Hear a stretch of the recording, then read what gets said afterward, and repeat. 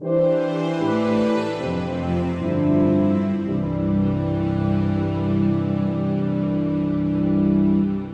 know, I don't think people come to work and say, I am going to do the worst job possible. I am going to really screw up today.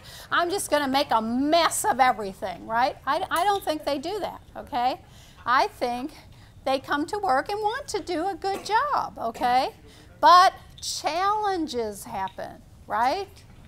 Things, you know, and so here are some of the challenges, all right, that you're going to meet in your job, but also each of you will have some individual ones. So customers in general are becoming more stressed and more demanding, aren't they? And you are too, right? It's like, hurry, hurry, hurry.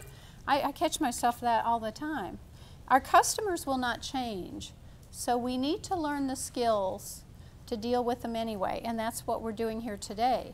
A lot of people say to me, well, our customers just need to learn how to fill out the paperwork better. Well, if our customers would just do what we tell them to, but they don't, do they? They are not going to change. They're in their comfort zone. They're doing what they want to do. Now, that's not to say that you can't educate your customers to a certain extent, and you should. But in most cases, you're not going to change them.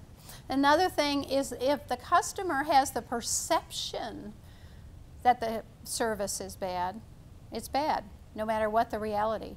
Well, that customer said I was rude to them. I wasn't rude. But if the customer perceives that you were rude, unfortunately, in your position, you have to look at it. So it's all perception. And then finish that sentence. The customer is always what? Right. Complaining. I like that. Right. Actually, what you put in there is the customer is always the customer, right or wrong, because the customer is not always right, are they? No. Many times they are wrong, but you have to make it right. And yet when I do my program on how to avoid a shark attack, dealing with difficult people in tough situations, we talk about, you want to push back and say, well, they should have done this. They should have filled out the paperwork. They should have. And you push back and try to make it their fault, and that's not going to get you anywhere. So what are some of your other challenges? Just holler them out to me. Who's got some other challenges? Well, Sense of urgency. Yeah, everything's an emergency, yes, because it's all about me, isn't it? And in fact, everybody's tuned into radio station WII-FM. What's in it for me, right?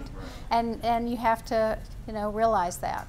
So, and I'll be happy to talk to you at break times and afterwards about your individual situations, and we'll be talking more about them.